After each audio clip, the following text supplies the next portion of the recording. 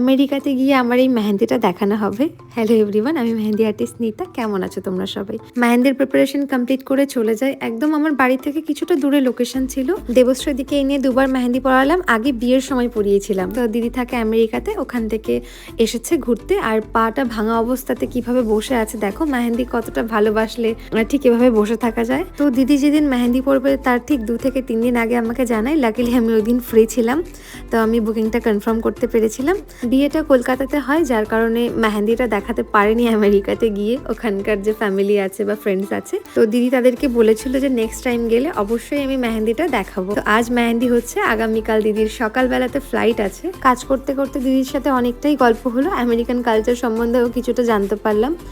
দিদি বেশ ফ্রেন্ডলি। তো যাই হোক, ফুল কাজটা কমপ্লিট করার পরে কেমন লাগলো জানাতে ভুলো না। আর ডান হাতের আঙুলগুলোতে টিপস ফিল আপ করতে না করেছে, বললো আমার 9:30 থেকে রাতের মিটিং আছে, টাইপ করতে হবে ল্যাপটপে, তুমি ফাঁকা রেখে দাও, একটা কোণ রেখে যাও, আমি রাতে করে নেব। আর ব্যাক সাইড বললো করবে না।